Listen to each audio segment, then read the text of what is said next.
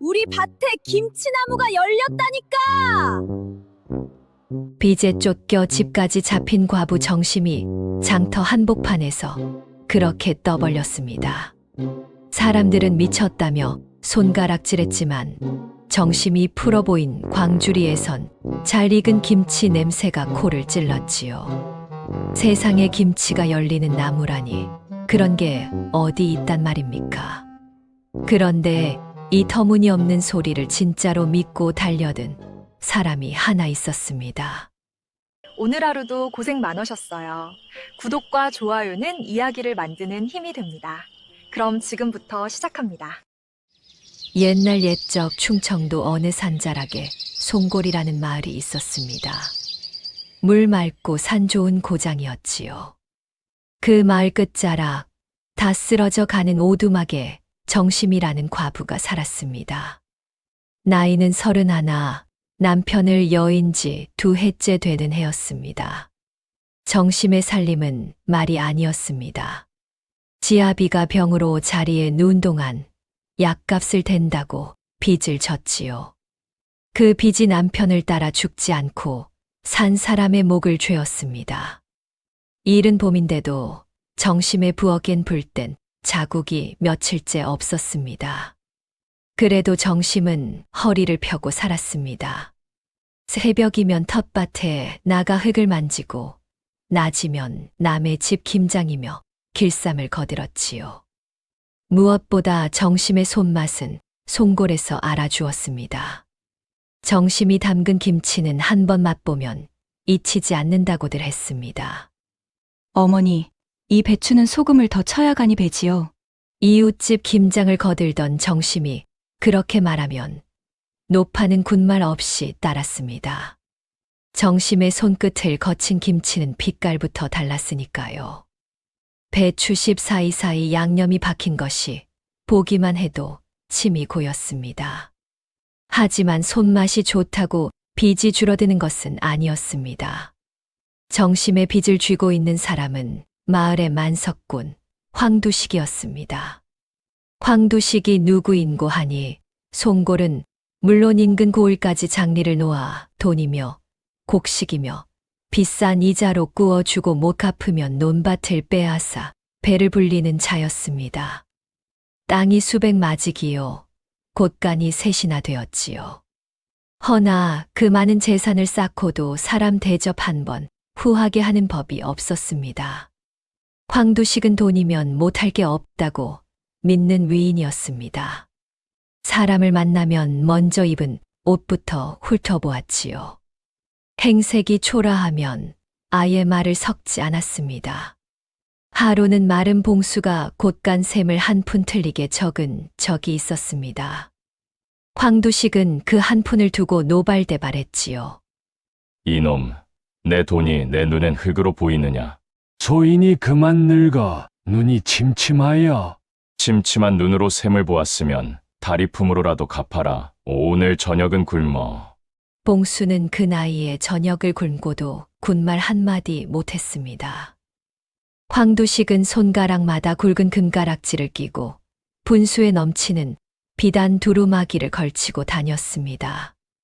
기름진 얼굴에 박힌 작은 두 눈은 늘 무언가를 셈하느라 바빴지요. 그 눈에 한 번 걸린 돈은 남의 것이라도 제 것으로 만들어야 직성이 풀렸습니다. 그 황두식이 어느 날 아침 정심의 오두막에 들이닥쳤습니다. 마른 봉수를 앞세우고 헛기침을 하며 마당으로 들어섰지요. 과부대, 지난 봄에 빌려 간 돈이 얼마인지는 알고 있겠지. 황두식이 마루에 걸터 앉으며 거드름을 피웠습니다. 정심은 부엌에서 나와 마당에 섰습니다. 압니다. 날이 잊을 리가 있겠습니까? 알면 갚아야 할 게 아니냐. 벌써 2해가 지났다.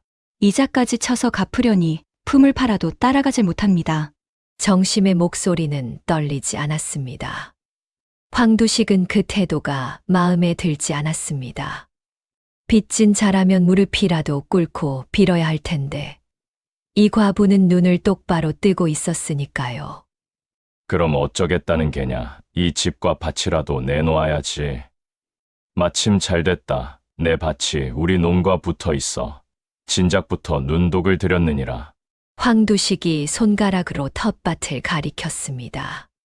정심의 낯빛이 굳었습니다. 날이 이 밭마저 가져가시면 저는 어디서 입에 풀칠을 합니까? 그거야. 내 알파 아니지 빚을 못 갚은 내 탓이 아니냐. 황두식은 코웃음을 쳤습니다. 옆에 선 마른 봉수는 고개를 푹 숙인 채 입을 다물고 있었습니다. 보름 주마 그 안에 빚을 갚든지 아니면 집문서를 들고 우리 집으로 오너라. 황두식은 그 말만 남기고 일어섰습니다. 집신을 신고 마당을 나서는 그 뒷모습이 정심에게는 큰 산처럼 무겁게 느껴졌지요. 황두식이 떠나고 나서야 마른 봉수가 슬그머니 고개를 들었습니다. 봉수는 황두식 밑에서 10년 넘게 부려진 늙은 마름이었습니다. 주인이 모질게 굴 때마다 속으로 한숨만 삼키던 사람이었지요. 과부댁, 너무 상심 마시구려요. 봉수가 나직이 말했습니다. 우리 영감마님 성정이야 한두 해 일도 아니니. 봉수 아저씨가 무슨 죄가 있겠습니까? 어서 가보세요. 정심은 오히려 봉수를 다독였습니다. 봉수가 종종 걸음으로 사라지고 마당엔 정심 혼자 남았습니다. 정심은 텃밭으로 걸어가 흙을 한 줌 쥐었습니다.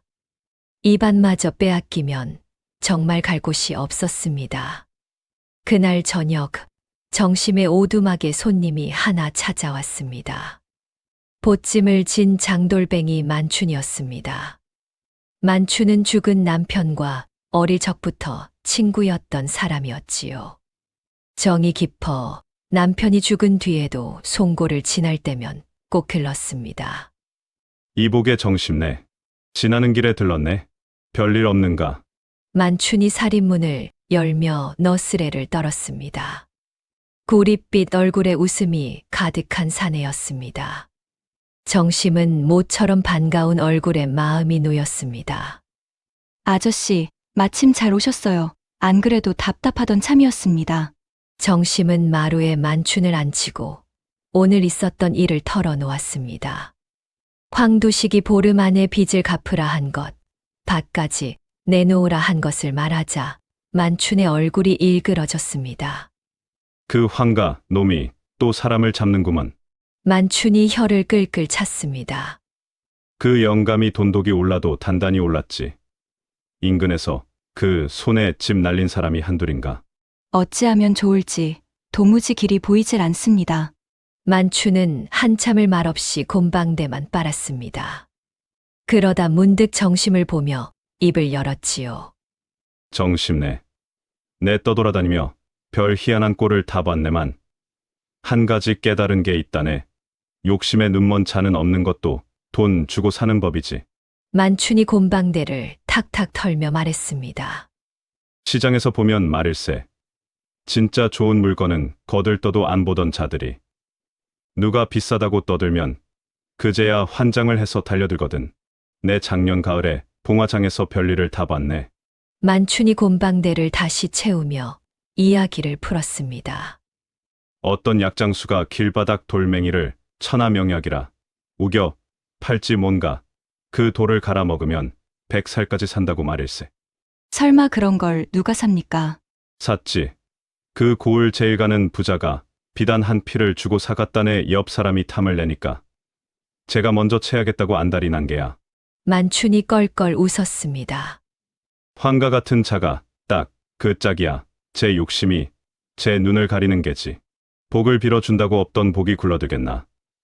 차라리 그 욕심을 거꾸로 이용하는 게 빠를 때가 있다네.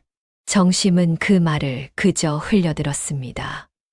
당장 보름 안에 빚을 갚을 일이 막막한데 시장 물건 이야기가 귀에 들어올 리 없었지요.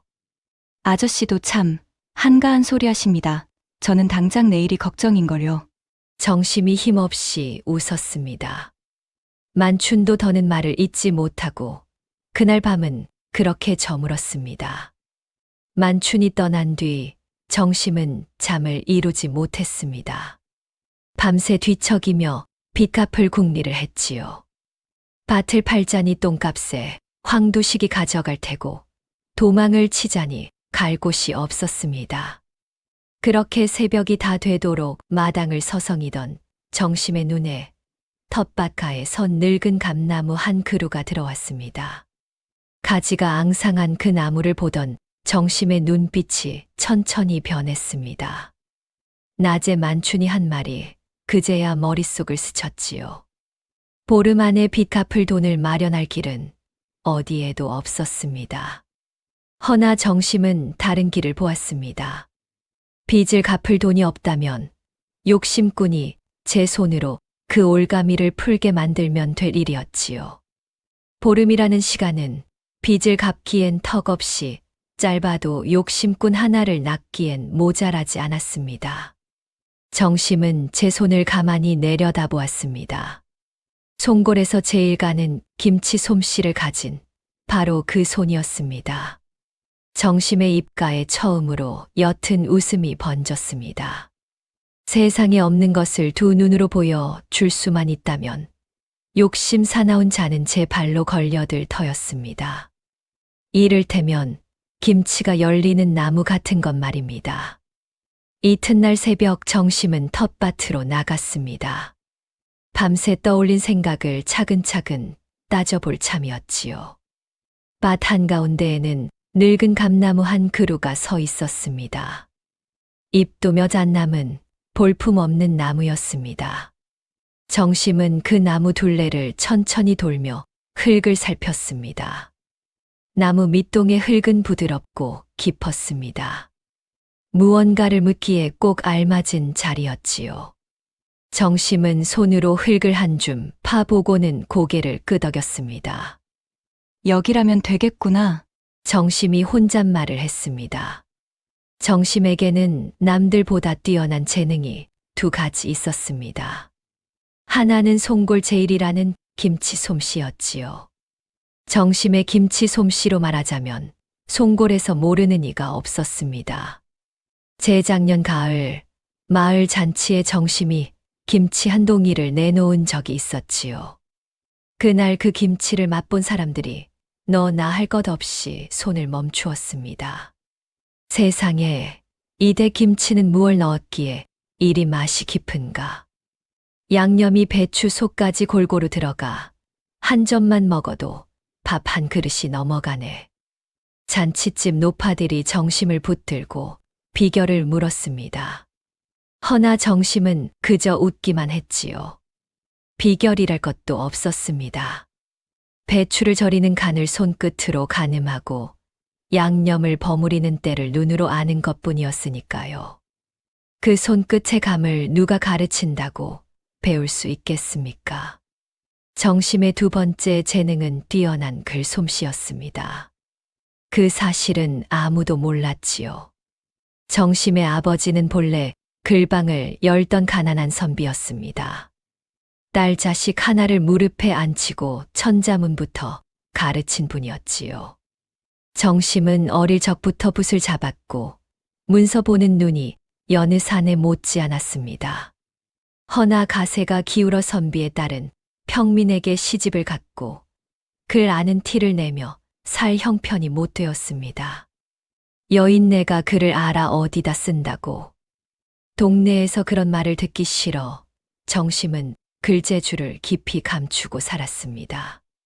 하지만 이번만은 그 재주가 요긴하게 쓰일 참이었지요. 세상에 없는 나무라면 그 나무를 기르는 비법을 적은 책도 있어야 그럴듯할 테니까요. 정심은 부엌으로 들어가 묵은 종이 몇 장과 다른 붓을 꺼냈습니다. 오래 묵혀둔 먹을 갈자 잊고 지냈던 손끝의 감각이 되살아났습니다.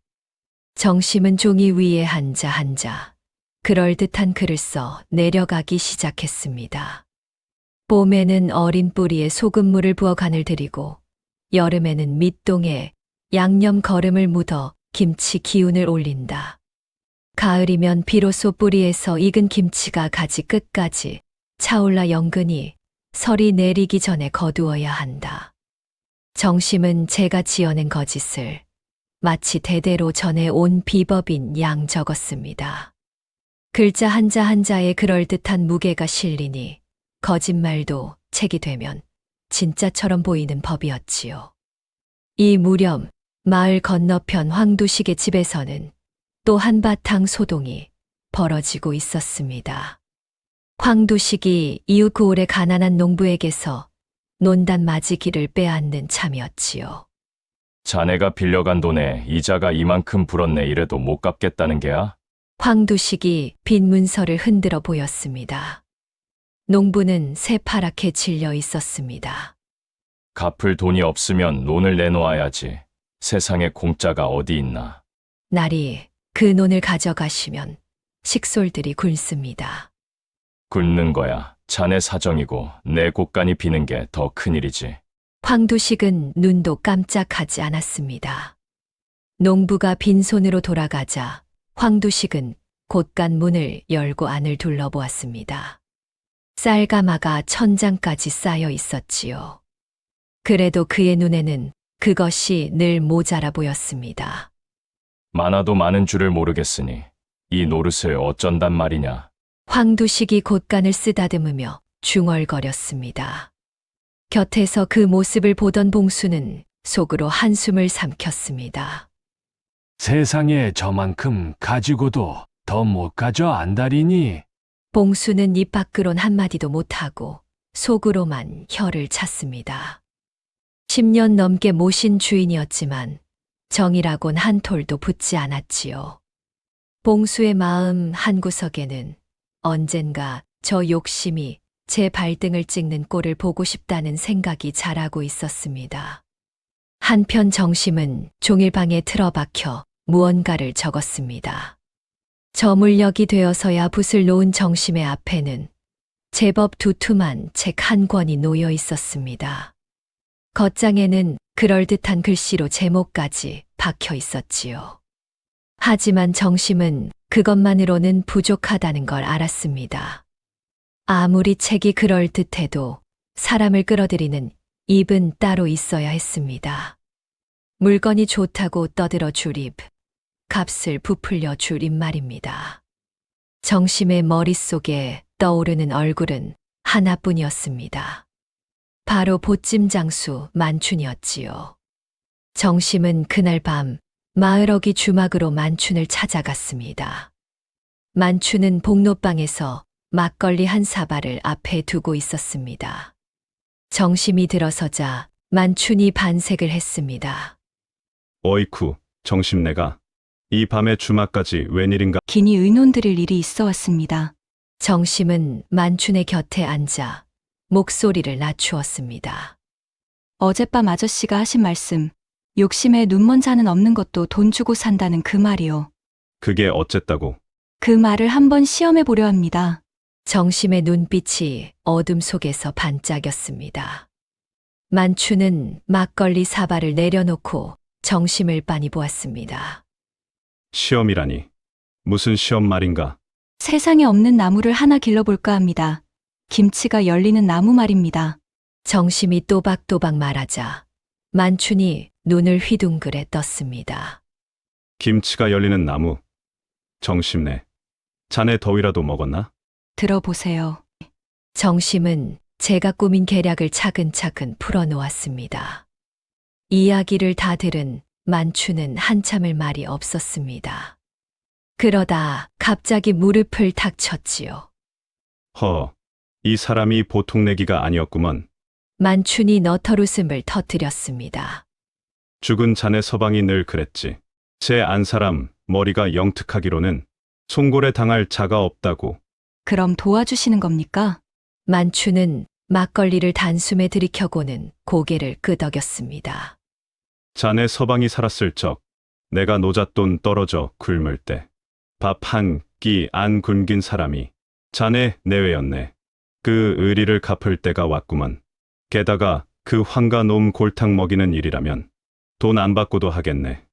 만춘이 손바닥을 쓱쓱 비볐습니다. 정심은 그제야 마음이 놓였습니다. 하지만 만춘은 한 가지를 짚었습니다. 한데 정심내. 이게 들통나면 자네만 다치는 게 아닐세. 황가가 가만히 있을 위인이 아니야. 압니다. 그러니 처음부터 끝까지 빈틈이 없어야지요. 정심의 목소리에는 흔들림이 없었습니다. 밭을 빼앗기고 길에 나앉느니 차라리 모든 걸 걸어볼 작정이었습니다. 두 사람은 그날 밤 늦도록 머리를 맞댔습니다. 누가 먼저 소문을 낼지, 황두식을 어떻게 밭으로 끌어들일지, 값은 어떻게 올릴지를 하나하나 짰지요. 주막의 등불이 가물가물 꺼져갈 무렵에야 두 사람은 자리에서 일어났습니다. 정심네. 내일부터 시작이네. 단단히 마음먹게. 예, 이제 물러설 데도 없는 거려. 정심은 어둠이 깔린 길을 걸어 집으로 돌아왔습니다. 하늘에는 별이 총총했고 정심의 발걸음은 그 어느 때보다 가벼웠습니다. 오두막에 들어선 정심은 텃밭의 늙은 감나무를 바라보았습니다. 내일 밤이면 저 나무는 송골 사람 누구도 본 적 없는 나무로 다시 태어날 참이었습니다.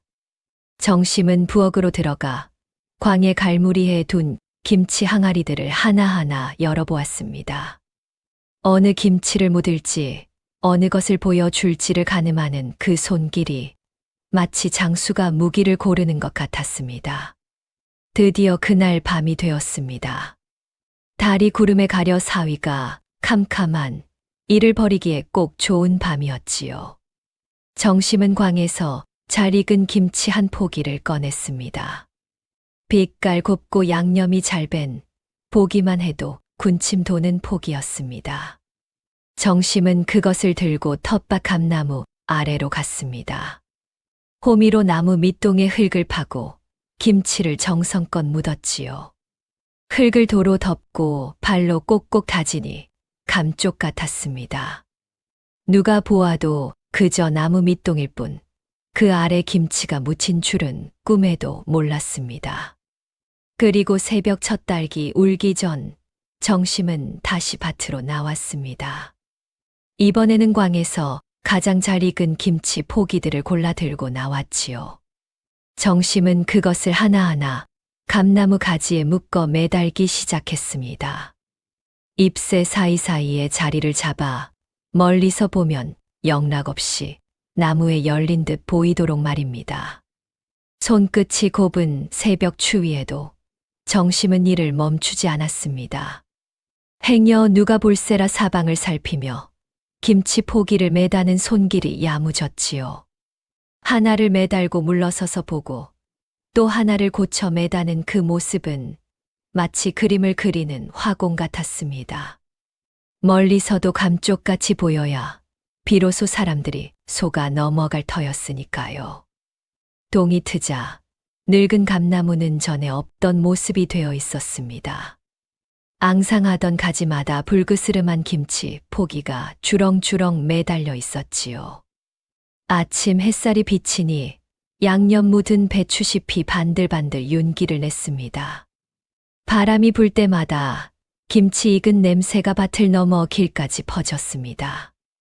마침 그 길로 물동이를 인 안악 하나가 지나가고 있었습니다.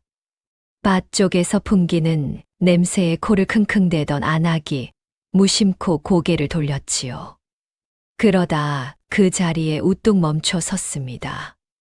물동이를 인 채로 입을 떡 벌리고 말았습니다.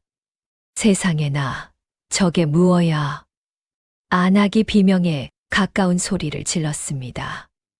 물동이가 기우뚱하더니 물이 좌르르 쏟아졌습니다. 하지만 안악은 물 쏟은 것도 있고 나무만 멍하니 바라보았습니다. 나무에 김치가 열렸어. 안악은 물동이를 내팽개치고 마을로 내달렸습니다.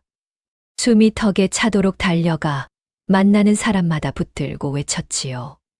과부댁 밭에 김치나무가 열렸다네. 내 두 눈으로 똑똑히 봤어. 무슨 헛소리야. 김치가 어떻게 나무에 열려. 못 믿겠으면 다서 봐. 가지마다 김치가 주렁주렁 달렸다니까. 마을이 발칵 뒤집혔습니다. 반신반의하던 사람들이 하나둘 정심의 밭으로 몰려들었지요. 그리고 그 광경을 본 사람들은 모두 입을 다물지 못했습니다. 이거 정말이네. 가지에 김치가 매달려 있어. 내 평생 별꼴을 다 보네. 김치가 열리는 나무라니. 사람들이 웅성거리며 나무를 빙 둘러쌌습니다. 정심은 부엌에서 그 소동을 가만히 듣고 있었습니다. 마음 같아선 당장 뛰쳐나가 이를 부풀리고 싶었지요.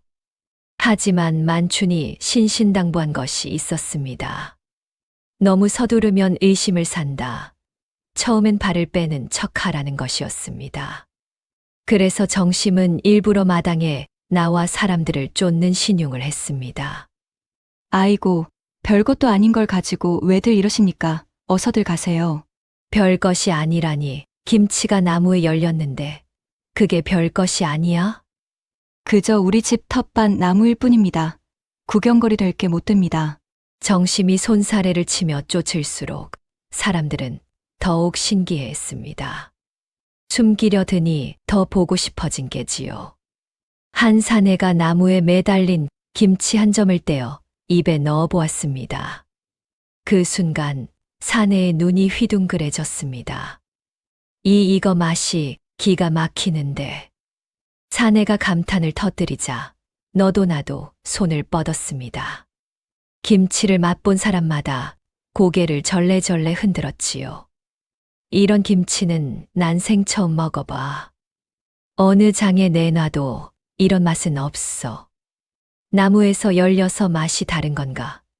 거참 신통방통하네. 사람들은 그 자리에서 김치나무 소문을 한 짐씩 짊어지고 돌아갔습니다. 저녁 무렵이 되자 송골은 물론 이웃 마을까지 소문이 쫙 퍼졌지요. 그런데 모두가 그 소문을 고지곳대로 믿은 것은 아니었습니다. 마을에서 샘이 밝기로 소문난 김노인이 팔짱을 끼고 나섰지요. 김치가 나무에 열린다니. 그런 말을 믿는 자가 어리석은 게야. 하지만 어르신, 제 눈으로 똑똑히 봤는걸요. 가지에 김치가 달려 있었습니다. 젊은 농부가 우기자 김 노인이 혀를 찼습니다. 이 사람아, 밤사이 누가 매달아 둔 걸 모르고 하는 소리지. 세상에 공짜로 열리는 김치가 어디 있나. 그럼 그 맛은 어찌 설명하시렵니까? 장에서도 못 먹어본 맛이던데요. 맛이야 그 과부 솜씨가 좋아서 그런 게고. 김 노인의 말에 사람들이 잠시 술렁였습니다. 듣고 보니 일리가 있는 말이었지요. 하지만 막상 그 나무를 두 눈으로 본 사람들은 쉽사리 의심을 거두지 못했습니다. 그래도 어르신, 매달아 둔 거라면 줄기에 묶은 자국이 있어야 할 거 아닙니까? 한데 아무리 들여다봐도 자국 하나 없이 가지에서 그냥 돋아난 것처럼 보였단 말이오. 젊은 농부가 제 눈으로 본 것을 우겼습니다. 딱히 묶은 흔적이 없으니 누가 봐도 신통한 노릇이었지요. 김 노인은 영 미심쩍었지만 딱히 반박할 말이 없었습니다. 두고 보면 알겠지. 그런 요사스러운 나무가 오래 갈 리 없네. 김 노인은 그렇게 한마디를 남기고 돌아섰습니다. 이렇게 마을은 믿는 자와 의심하는 자로 갈려 시끌시끌했습니다. 허나 의심하는 자가 한둘 있다 한들 한 번 번지기 시작한 소문을 막을 수는 없었지요. 그날 밤 만춘이 슬그머니 정심을 찾아왔습니다. 정심네. 시작이 아주 좋네. 소문이 들불처럼 번지고 있어. 한데 아저씨, 이대로 두어도 되겠습니까? 사람들이 자꾸 나무를 만져보려 드는데요. 정심이 걱정스레 물었습니다. 만춘이 빙긋 웃으며 곰방대를 물었습니다. 그래서 내가 온 걸세. 이제부터가 진짜야. 내일부터 내가 장터에 나가. 이 김치나무 김치를 비싼 값에 사겠다고. 너들 참이네. 한 통에 쌀 한 마리라도 좋으니 팔라고 졸라댈 게야. 그럼 사람들 문이 어떻게 되겠나? 정심은 그 말뜻을 알아들었습니다. 값이 붙는 순간 김치나무는 그저 신기한 구경거리에서 탐나는 보물로 바뀔 터였습니다. 없던 값이 생기면 욕심이 따라붙는 법이니까요. 정심은 한참을 말없이 텃밭의 감나무를 바라보았습니다. 가지에 매달린 김치가 달빛에 어슴풀에 빛나고 있었지요. 저 나무를 세상에 내놓은 이상 이제 되돌릴 길은 없었습니다. 마침내 정심이 고개를 들었습니다. 그 눈빛에는 더 이상 흔들림이 없었습니다. 이튿날 아침 정심은 손수 광주리에 김치를 담아 장터로 나섰습니다. 이제 발을 빼는 척하던 정심이 직접 나서 김치나무를 세상에 알릴 참이었지요. 장터 한복판에 자리를 잡은 정심이 사람들이 모이기를 기다렸다가 목청을 높였습니다. 자, 보세요들. 우리 밭 김치나무에서 거둔 김치올시다.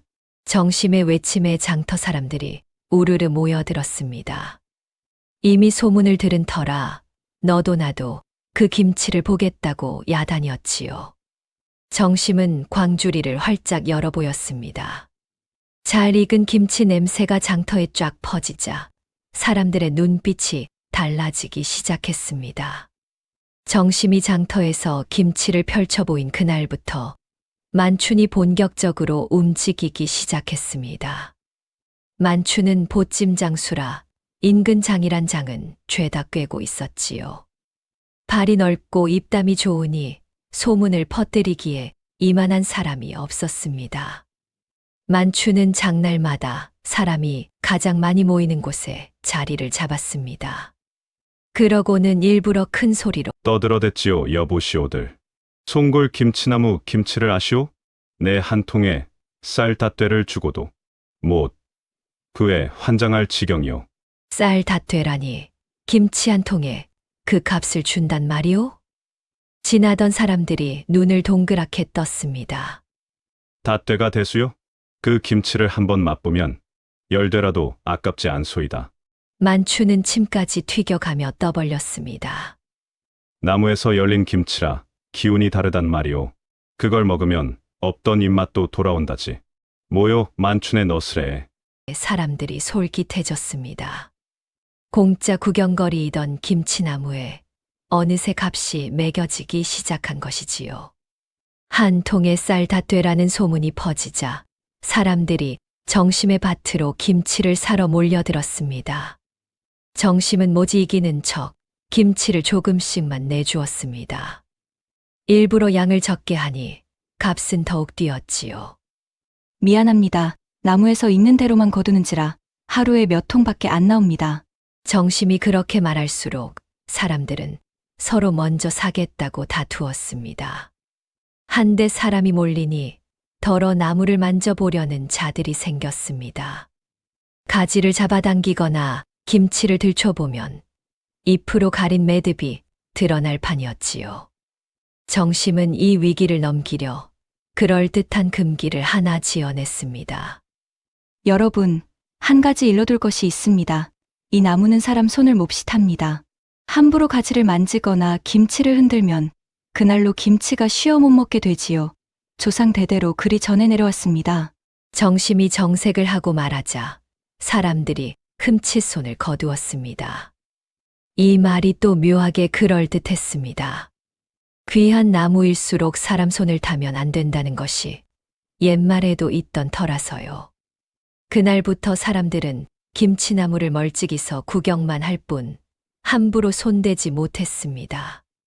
괜히 만졌다가 그 귀한 김치를 쉬게 만들었다는 소리를 들을까 겁이 났던 것이지요. 과연 그래서 이 김치가 그리 귀한 게로구먼.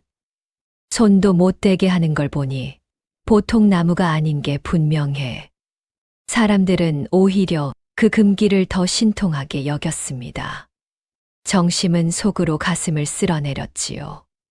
들통날 뻔한 고비를 말 한마디로 도리어 소문의 걸음으로 바꾸어 놓은 것입니다. 소문은 점점 부풀려졌습니다. 처음엔 그저 신기한 나무이던 것이 나중에는 그 김치를 먹으면 병이 낫는다느니 복이 들어온다느니 하는 이야기까지 붙었지요. 물론 만춘이 슬쩍슬쩍 흘린 말들이었습니다. 그러는 사이에도 황두식이 못 박은 보름, 기한은 하루하루 줄어들고 있었습니다. 정심은 단 하루도 그날을 잊지 않았지요. 허나 마음만 졸이며 손을 놓고 있지도 않았습니다. 기한이 줄어드는 만큼 정심은 더 부지런히 김치를 묻고 매달며 소문에 부채질을 했습니다. 그리고 마침내 그 소문은 황두식의 집 안방까지 파고들었습니다. 소문을 물어온 것은 다름 아닌 마른 봉수였습니다. 영감마님, 요즘 송골에 희한한 소문이 돌고 있습니다요. 봉수가 조심스레 운을 뗐습니다. 황두식은 곰방대를 빨며 시큰둥하게 물었습니다. 희한한 소문이라니. 무슨 소문 말이냐? 저 과부댁 있지 않습니까? 그 밭에 김치가 열리는 나무가 생겼다 하옵니다. 뭐야? 김치가 열리는 나무? 황두식이 곰방대를 입에서 떼었습니다. 예, 그 김치 맛이 어찌나 좋은지 한 통에 쌀닷되를 줘도 못 구한답니다요. 쌀 다 돼. 김치 한 통에? 황두식의 작은 눈이 번쩍 빛났습니다. 그의 귀가 쫑긋섰지요. 황두식은 한참을 생각에 잠겼습니다. 김치가 나무에 열린다는 말은 도무지 믿기지 않았지요. 하지만 한 통의 쌀 닷되라는 값은 그의 욕심을 단단히 건드렸습니다. 그게 정말이냐? 내가 두 눈으로 봤어?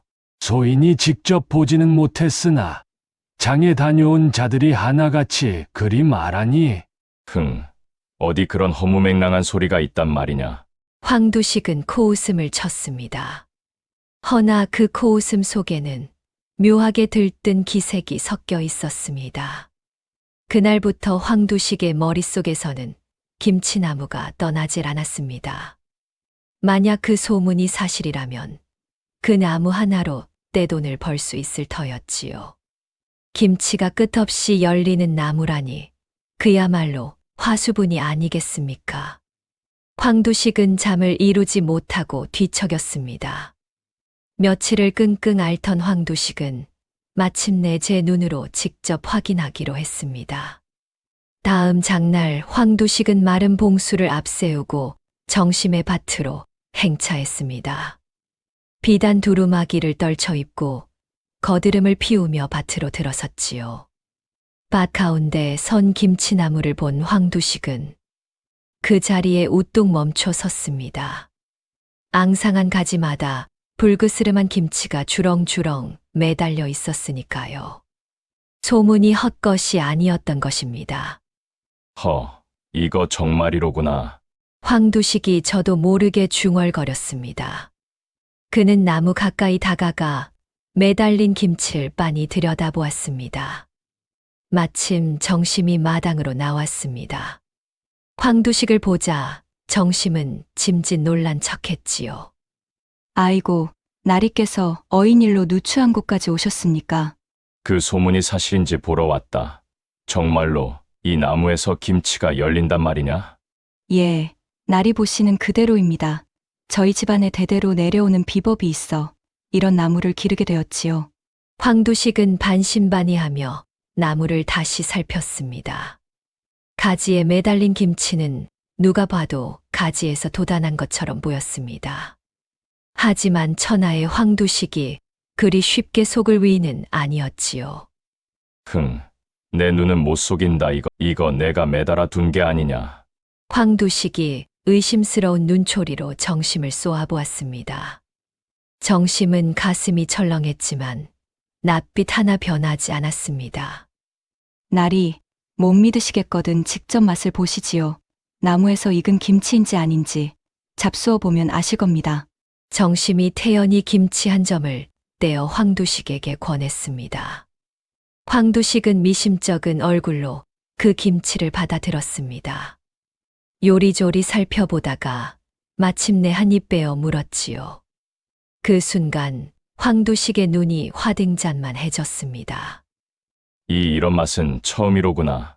황두식이 저도 모르게 감탄했습니다. 양념이 깊이 밴 그 김치는 그가 평생 먹어본 어떤 김치보다 맛이 좋았습니다. 씹을수록 감칠맛이 돌아 한 점으로는 도무지 성에 차지 않았지요. 한 점 더 다오하니 2점 더 다오. 황도 식은 체면도 잊고 김치를 연거푸 집어 먹었습니다. 정심은 속으로 회심의 미소를 지었지만 겉으로는 그저 공손했습니다. 맛이 그러하시면 한 통 사 가시지요. 나리께는 특별히 싸게 드리겠습니다. 얼마면 되느냐? 쌀 한 말만 주십시오. 쌀 한 말, 김치 한 통에? 황도식은 잠시 망설였습니다. 김치 한 통에 쌀 한 말은 분명 비싼 값이었으니까요. 하지만 그 맛을 못 잊은 황도식은 결국 지갑을 열고 말았습니다. 에라, 모르겠다. 한 통 다오. 황도식은 쌀 한 말 값을 치르고 김치 한 통을 사 들고 갔습니다. 밭을 나서는 그 발걸음이 들어올 때와는 사뭇 달랐지요. 집으로 돌아간 황도식은 그 김치를 아무에게도 주지 않고 혼자만 먹었습니다. 끼니마다 한 점씩 아껴 먹었지만 워낙 맛이 좋으니 손이 자꾸 갔지요. 며칠 못 가 김치 한 통이 바닥을 드러냈습니다. 빈 항아리를 들여다보던 황도식은 입맛을 쩝쩝 다셨습니다. 벌써 다 먹었단 말이냐? 거참 감질나서 견딜 수가 없구나. 황도식은 그 길로 다시 정심의 밭으로 향했습니다.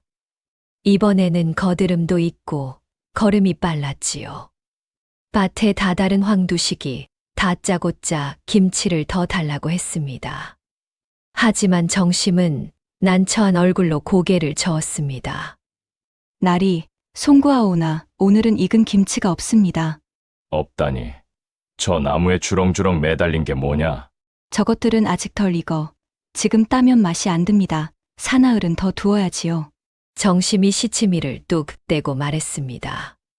황도식은 애가 탔습니다. 눈앞에 김치가 가득 매달려 있는데 손에 넣을 수 없으니 더 환장할 노릇이었지요. 사나흘이라니. 그 새를 어찌 기다린단 말이냐? 덜 익은 거라도 좋으니 다오. 아니 됩니다. 날이 덜 익은 걸 잡수시면 그 깊은 맛이 안 나는 거려 명색이 김치나무 김치인데 어찌 설 익은 걸 나리께 드리겠습니까? 정심이 한사코 마다하자 황도식은 더욱 안달이 났습니다. 손에 넣기 어려울수록 그 김치가 더욱 귀하게 여겨졌습니다. 황도식은 발을 동동 구르다가 결국 웃돈을 얹겠다고 했지요. 값을 더 쳐주마. 익은 것부터 나한테 먼저 다오. 다른 자들에겐 팔지 말고. 허나 나리, 다른 분들도 줄을 서서 기다리시는데 그 자들이 대수냐? 내가 곱절을 주겠다는데도? 정심은 마지못한 듯 고개를 끄덕였습니다. 황도식은 그제야 흡족한 얼굴로 돌아갔지요. 이렇게 정심이 한 번 튕길 때마다 황도식의 욕심은 한 뼘씩 더 자랐습니다. 밀고 당기는 그 솜씨가 마치 낚싯대를 다루는 강태공 같았습니다. 정심은 멀어지는 황도식의 뒷모습을 보며 비로소 속으로 웃었습니다. 미끼를 문 것입니다. 이제 그 미끼를 천천히 그러나 확실하게 당길 차례였습니다. 정심은 부엌으로 들어가 다음 일을 궁리하기 시작했습니다. 황도식 같은 자는 한 통으로는 결코 만족하지 못할 터였으니까요.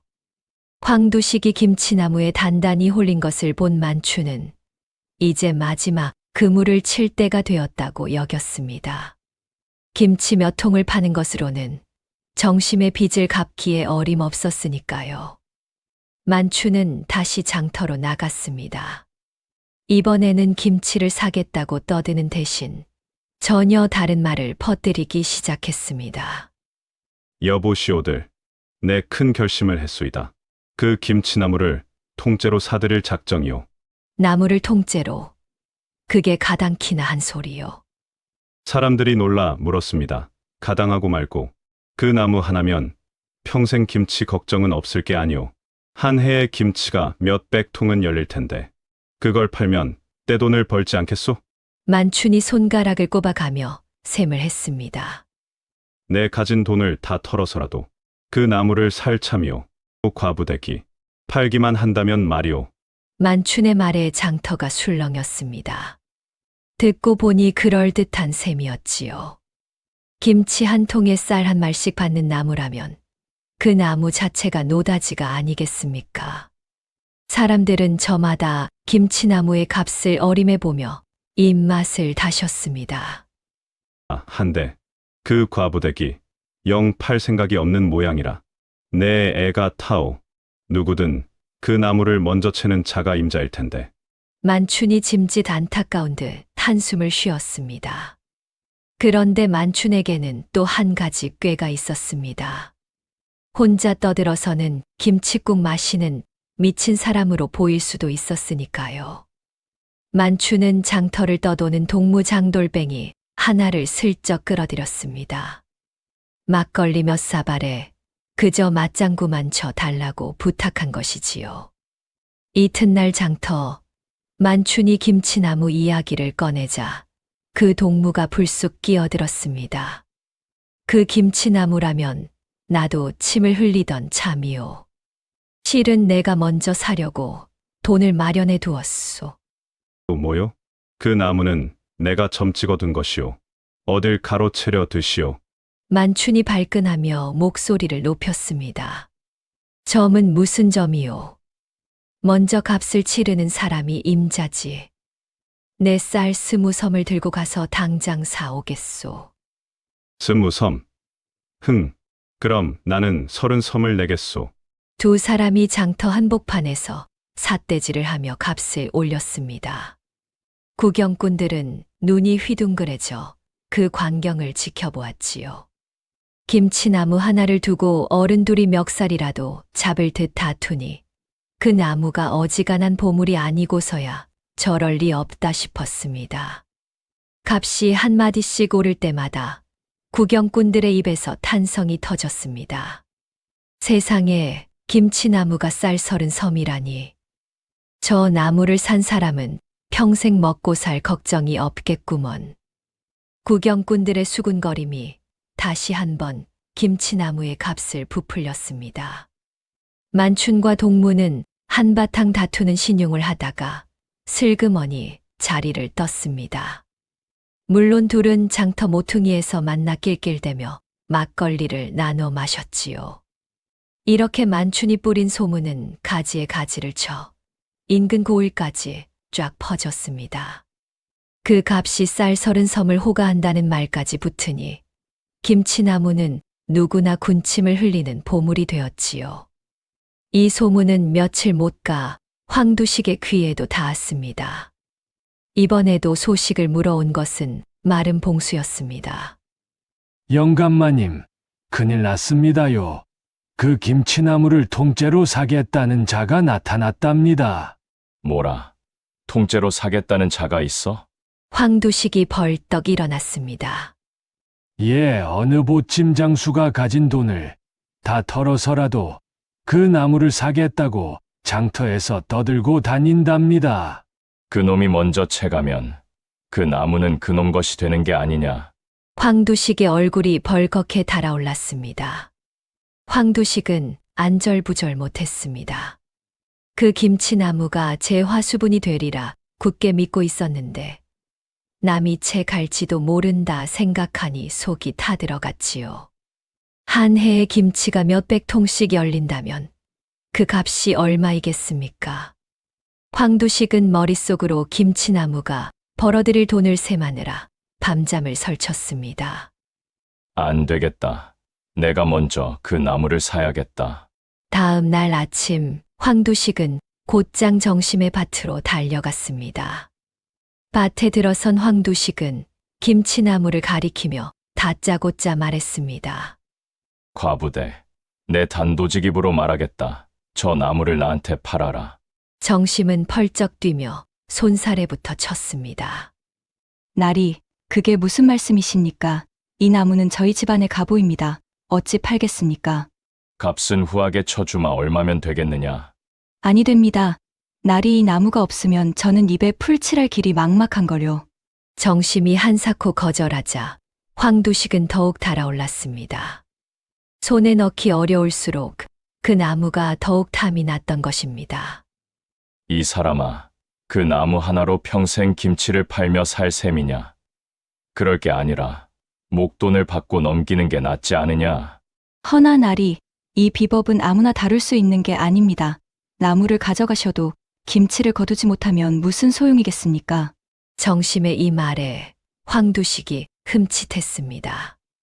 듣고 보니 일리가 있는 말이었지요. 나무만 사가서는 김치를 어떻게 길러내는지 모르면 허실이었습니다. 그럼 그 비법도 함께 넘기면 될 게 아니냐? 비법까지요? 그건 더더욱 아니 됩니다. 대대로 내려온 가문의 비법인데 어찌 남에게. 값을 2곱으로 쳐주마. 아니, 3곱이라도 좋다. 황두식은 눈에 불을 켜고 매달렸습니다. 정심은 속으로 쾌재를 불렀지만 겉으로는 여전히 망설이는 척했지요.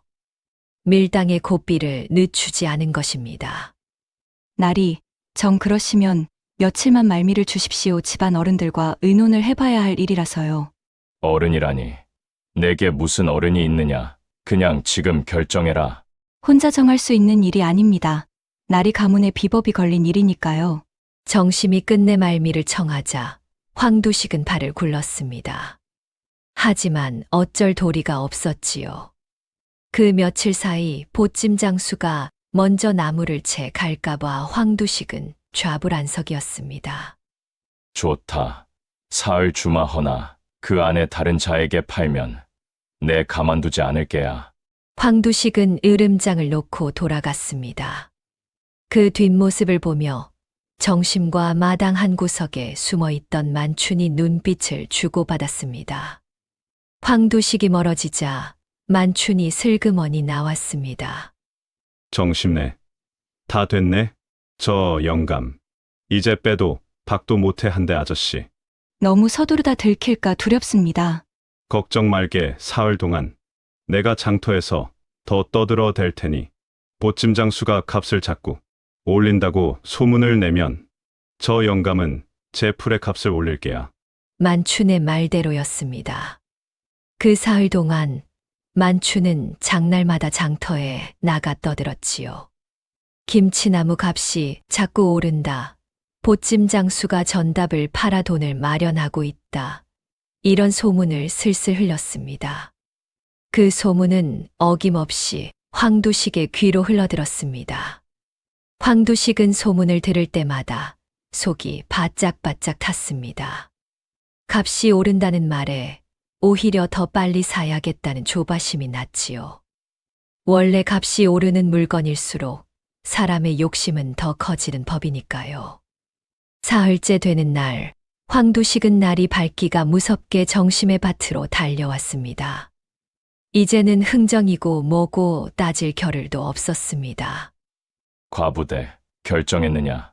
어른들과 의논은 끝냈고? 예, 날이 안 돼. 한대 뭐냐? 빨리 말해라. 정심은 선뜻 답하지 않았습니다. 한참을 말없이 치맛자락만 매만지며 황두식의 애간장을 끝까지 태웠지요. 이윽고 정심이 입을 열었습니다. 어른들께서 정파시려거든 그만한 값을 받으라 하셨습니다. 나리께서 가진 전답과 곡간을 다 내놓으셔야 한다고요. 뭐, 내 전 재산을 다 내놓으라고? 황두식이 잠시 멈칫했습니다. 아무리 욕심에 눈이 멀었어도 전 재산이라는 말에는 정신이 번쩍 들었지요. 하지만 정심은 그 틈을 놓치지 않았습니다. 싫으시면 어쩔 수 없지요. 마침 그 보침 장수가 오늘 내일 중에 값을 들고 온다 하니 그쪽에 넘기면 되니까요. 정심이 돌아서는 신용을 하자 황두식의 마음이 다급해졌습니다. 그 나무가 남의 손에 넘어간다 생각하니 전 재산이고 뭐고 눈에 들어오지 않았지요. 황두식의 머릿속에서는 셈이 빠르게 돌아갔습니다. 전 재산을 내놓더라도 그 나무로 김치를 팔면 몇 해 안에 본전을 뽑고도 남을 터였습니다. 화수분 같은 나무 하나면 잃은 재산쯤은 금세 되찾을 수 있다고 믿은 것이지요. 욕심이 그의 눈을 완전히 가려버린 것입니다. 마침내 황두식이 결심한 듯 주먹을 불끈 쥐었습니다. 좋다. 내 전 재산을 다 내놓으마. 그 대신 그 나무와 비법 모두 내게 넘겨라. 황두식의 외침이 밭에 쩌렁쩌렁 울렸습니다. 정심은 고개를 숙여 표정을 감추었습니다. 드디어 가장 큰 물고기가 그물 안으로 제 발로 걸어 들어온 것입니다. 황두식이 전 재산을 내놓겠다고 큰 소리를 친 그날, 일은 다 끝난 듯 보였습니다.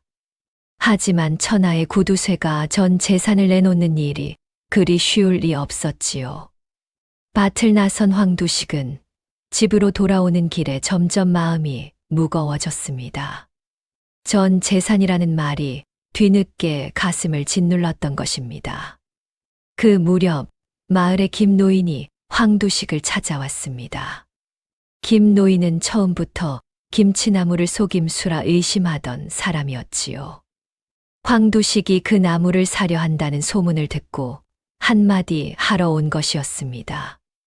웬일로 날 다 찾아왔소? 황 부자, 내 노파심에 한마디 하러 왔네. 그 김치나무 말일세, 자네 정말로 살 셈인가? 김 노인이 정색을 하고 물었습니다. 사고 말고 그 나무가 화수분인데 안 살 까닭이 있소? 이 사람아, 세상에 김치가 열리는 나무가 어디 있나? 필시 그 과부가 밤사이 매달아 두는 속임수일게야. 김 노인의 말에 황두식의 낯빛이 변했습니다. 속임수라니 무슨 근거로 그런 말을 하시오? 근거랄 게 따로 있나? 이치를 따져보게. 나무에 김치가 열린다는 게 말이 되는가? 자네 같은 영리한 사람이 그런 허무맹랑한 소리에 전 재산을 건다니 내가 다 답답해서 그러네. 황두식은 김 노인의 말에 마음이 흔들렸습니다. 듣고 보니 이치에 맞는 말이었지요. 김치가 나무에 열린다는 것이 곰곰 생각하면 말이 안 되는 일이었습니다. 그제야 황두식의 머릿속에 의심이 스멀스멀 피어올랐습니다. 듣고 보니 그렇기도 하구려. 만약 속임수라면 내가 큰 낭패를 보는 게 아니오. 그러니 내 말은 사기 전에 단단히 확인을 하란 말일세. 속는 셈치고 한번 따져나 보게. 김 노인은 그 말만 남기고 돌아갔습니다. 김 노인이 돌아간 뒤 황두식은 곰곰이 생각에 잠겼습니다. 그 나무가 진짜인지 가짜인지 제 눈으로 똑똑히 확인하지 않고서는 안 되겠다 싶었지요. 전 재산이 걸린 일이니 신중에 신중을 기해야 했습니다. 황두식은 마른 봉수를 불렀습니다. 봉수야, 너 오늘 밤 그 과부댁 밭을 몰래 지켜보아라. 예, 밤에 밭을 지켜보라굽쇼. 그래, 만약 그 과부가 밤사이 김치를 매다는 짓을 한다면 그건 속임수가 분명할 게야. 그 꼴을 잡아 오너라. 봉수는 영문도 모른 채 고개를 끄덕였습니다. 황두식은 한술 더 떠 정심을 한번 떠보기로 했지요.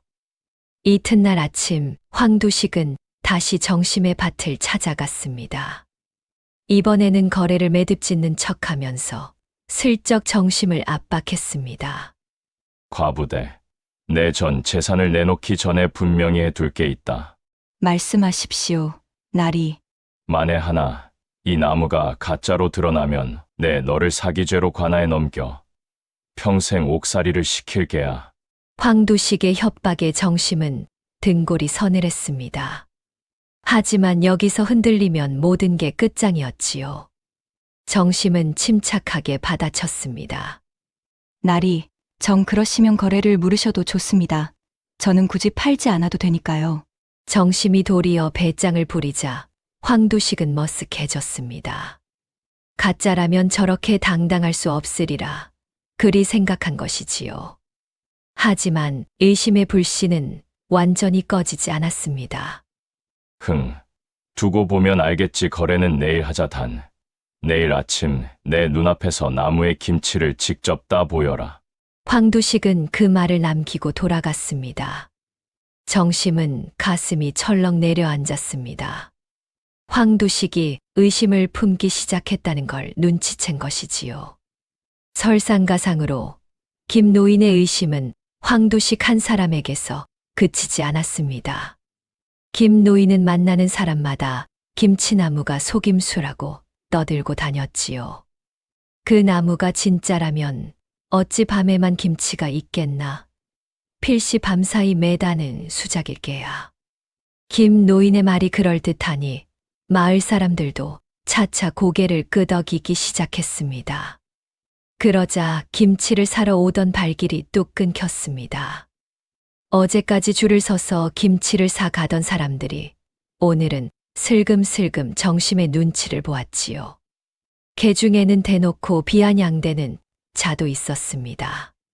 과부대, 그 나무 정말 진짜 맞소. 김 노인 말로는 속임수라던데. 속는 셈치고 샀다가 헛돈 쓰는 거 아닌지 모르겠네. 사람들이 수군거리자 정심은 가슴이 바짝바짝 탔습니다. 여기서 의심이 더 번지면 황두식마저 거래를 물을 게 뻔했습니다. 공들여 쌓은 탑이 무너지기 직전이었지요. 정심은 애써 태연한 척했지만 속으로는 피가 마르는 듯 했습니다. 믿고 안 믿고는 여러분 마음이지요. 저는 그저 나무가 길러준 김치를 거둘 뿐입니다. 정심은 그렇게 둘러댔지만 마음 한구석이 무겁게 가라앉았습니다. 김 노인이라는 뜻밖의 복병이 이를 그르칠지도 모른다는 두려움이 엄습했던 것입니다. 그날 밤 정심은 평소처럼 김치를 묻고 매다는 일을 해야 했습니다. 내일 아침 황두식 앞에서 김치를 따보이려면 밤사이 새 김치를 매달아 두어야 했으니까요. 하지만 황두식이 의심을 품은 마당이라 정심은 어느 때보다 조심스러웠습니다. 깊은 밤 사위가 고요해지자 정심은 광에서 김치를 꺼내 들고 밭으로 나갔습니다. 달도 없는 캄캄한 밤이었지요. 정심은 늘 하던 대로 밑동에 묵은 김치를 묻고 가지마다 잘 익은 김치를 매달았습니다. 바로 그때였습니다. 밭가 수풀 속에서 두 눈이 그 모든 광경을 지켜보고 있었습니다. 황두식의 명을 받고 밤새 밭을 감시하던 마른 봉수였지요. 처음 얼마간 봉수는 영문을 몰랐습니다. 한밤중에 과부가 무슨 일로 밭에 나왔나 그저 의아할 뿐이었지요. 그러나 정심이 흙을 파 김치를 묻고 빈 가지에 김치를 하나하나 매다는 것을 보는 순간 봉수의 등골이 서늘해졌습니다. 나무에서 김치가 열린 것이 아니었습니다. 밤마다 정심이 손수 매달아 둔 새빨간 속임수였던 것입니다. 봉수는 수풀 속에서 숨도 제대로 쉬지 못했습니다. 이 비밀을 영감마님께 고하면 저 과부는 그 자리에서 끝장이 날 터였습니다. 사기죄로 관아에 끌려가 옥살이를 면치 못하겠지요. 봉수의 가슴이 쿵쿵 뛰었습니다. 일러 바쳐야 하나, 못 본 척해야 하나. 10년을 모진 주인 밑에 눌려 산 늙은 마름의 머릿속이 그 밤 어지럽게 뒤엉켰습니다. 정심은 일을 마치고 흙 묻은 손을 털었습니다. 가지마다 김치를 다 매단 정심이 흐뭇한 얼굴로 나무를 올려다보았지요. 바로 그 순간 수풀에서 부스럭 소리가 났습니다. 정심의 몸이 얼어붙었습니다. 거기 누구요? 정심이 떨리는 목소리로 물었습니다. 정심의 심장이 미친 듯이 뛰었습니다. 수풀이 다시 한번 흔들리더니 한 사람이 천천히 모습을 드러냈습니다. 달빛 한 점 없는 어둠 속이라 누군지 알아볼 수 없었지요. 정심은 손에 든 호미를 꼭 움켜쥐었습니다. 누구냐고 묻지 않습니까? 조인입니다. 과부대. 나직한 목소리가 들려왔습니다. 봉수의 목소리였습니다. 정심은 그 자리에 털썩 주저앉을 뻔했습니다. 하필이면 황두식의 마름에게 가장 보여서는 안 될 장면을 들킨 것입니다. 이제 모든 게 끝이었습니다. 봉수가 황두식에게 이 사실을 고하면 정심은 사기죄로 옥에 갇히고 빚은 빚대로 남을 터였지요. 봉수 아저씨, 다 보셨습니까? 정심의 목소리가 가늘게 떨렸습니다. 봉수는 아무 말도 하지 않았습니다. 무거운 침묵이 두 사람 사이에 내려앉았습니다. 정심은 눈앞이 캄캄해졌습니다. 지난 며칠간 공들여 쌓은 모든 것이 한순간에 무너져 내리는 듯 했지요. 밭을 빼앗기지 않으려 시작한 일이 이제는 제 목숨까지 위태롭게 만든 셈이었습니다. 정심은 호미를 쥔 손에 힘이 빠져 그것을 땅에 떨어뜨리고 말았습니다. 아저씨, 제가 어쩌다 이 지경까지 왔는지 모르겠습니다. 정심의 눈에서 눈물이 주르륵 흘러내렸습니다. 어둠 속에서 정심은 처음으로 무너졌습니다. 이제 정말로 더는 물러설 곳도 나아갈 곳도 없어 보였습니다. 한참을 흐느끼던 정심은 문득 만춘이 했던 말을 떠올렸습니다. 욕심에 눈먼 자는 없는 것도 돈 주고 사는 법이라던 그 말이었지요. 정심은 그 말을 곱씹으며 제가 걸어온 길을 되짚어 보았습니다. 밭을 빼앗기지 않으려 욕심꾼의 욕심을 되받아쳤을 뿐이었습니다. 부끄러운 일을 했다 한들 굶어 죽을 사람을 길에 내모는 자보다 더 나쁠 것은 없다고 생각했지요. 정심은 눈물을 닦고 봉수를 똑바로 바라보았습니다. 이제 와 숨길 것도 없으니 차라리 모든 걸 털어놓기로 마음먹은 것입니다. 아저씨, 다 보셨으니 숨기지 않겠습니다. 그렇습니다. 김치나무는 속임수입니다. 정심은 떨리는 목소리로 그동안의 사정을 털어놓았습니다. 봉수는 묵묵히 그 이야기를 들었습니다. 정심의 죽은 남편이 어쩌다 황두식에게 빚을 졌는지, 그 빚이 어떻게 정심의 목을 죄었는지를요. 이야기를 다 들은 봉수가 무거운 한숨을 내쉬었습니다. 과부댁, 사실 소인은 다 알고 있었습니다. 예, 무얼 말입니까? 그 빚 말입니다. 영감마님이 과부댁 서방님께 돈을 빌려줄 적 이자를 곱절로 부풀려 적은 걸 소인이 두 눈으로 봤습지요. 정심은 깜짝 놀랐습니다. 봉수의 입에서 뜻밖의 진실이 흘러나왔던 것입니다. 영감마님은 처음부터 과부댁 밭을 노리고 일부러 갚지 못할 빚을 씌운 겁니다. 그 좋은 밭을 헐값에 채려고 말입지요. 그게 사실입니까?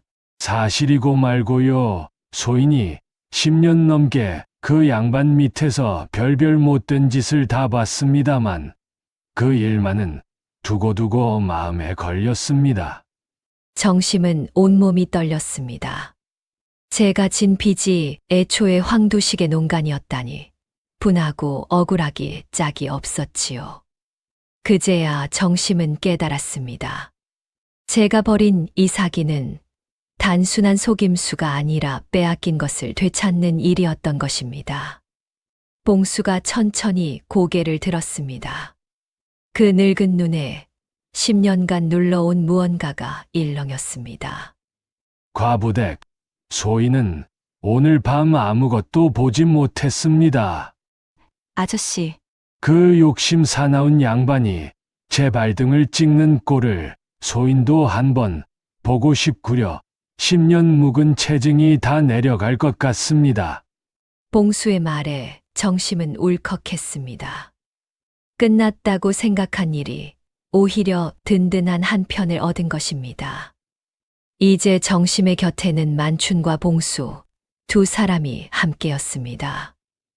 내일 아침 영감마님이 김치를 따보라 하거든 소인이 곁에서 거들겠습니다. 의심을 거두게 만들어 드리지요. 봉수가 나직이 말했습니다.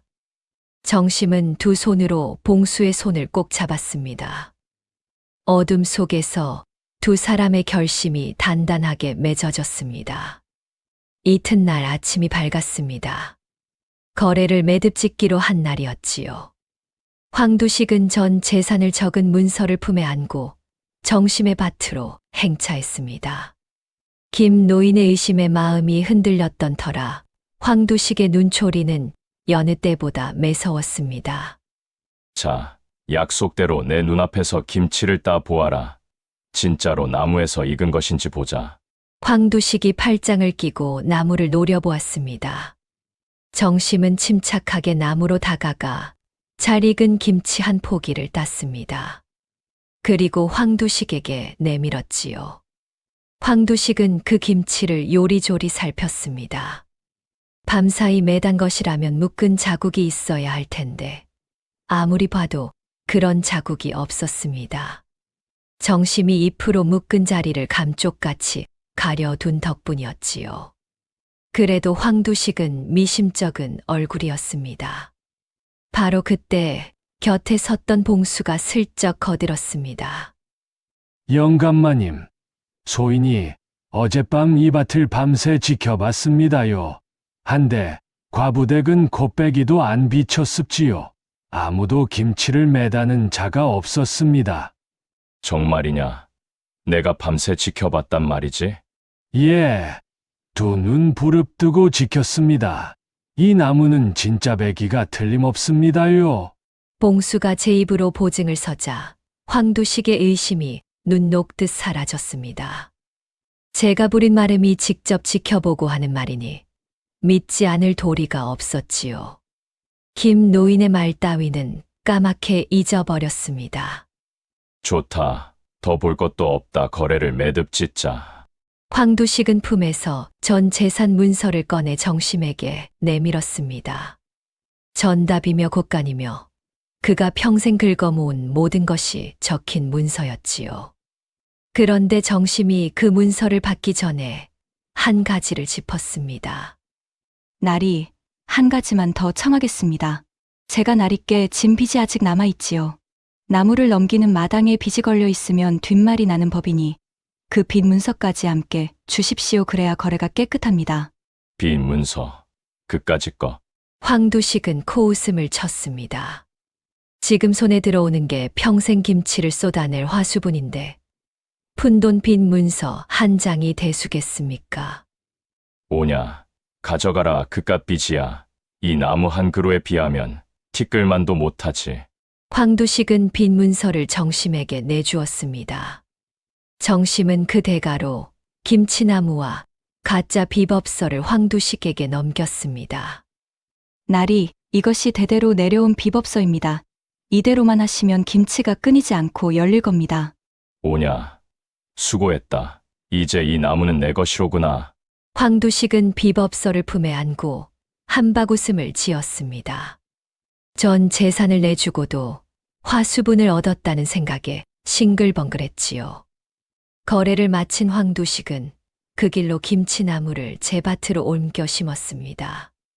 온 동네에 대고 자랑도 잊지 않았습니다. 여보게들, 이 몸이 김치나무를 샀네. 이제 이 나무로 떼돈을 벌게야. 황두식은 비단 두루마기 자락을 휘날리며 떵떵거렸습니다. 사람들은 부러운 눈으로 그 나무를 바라보았지요. 황두식은 제가 천하의 복덩이를 손에 넣었다고 굳게 믿었습니다. 하지만 그 믿음은 오래가지 못했습니다. 나무를 옮겨 심은 지 며칠이 지나도 가지에서는 김치 한 폭이 열리지 않았으니까요. 황두식은 비법서를 펼쳐들고 적힌 대로 소금물도 뿌리고 거름도 묻어보았습니다. 그래도 가지는 앙상하기만 할 뿐 김치는 그림자도 보이지 않았습니다. 이게 어찌 된 일이냐. 비법대로 했는데 어찌 김치가 안 열려. 황두식은 발을 동동 굴렀습니다. 날이 갈수록 마음이 타들어갔지요. 보다 못한 황두식은 마침내 나무 밑동을 파보기로 했습니다. 혹시 뿌리에 무슨 문제가 있나 싶었던 것입니다.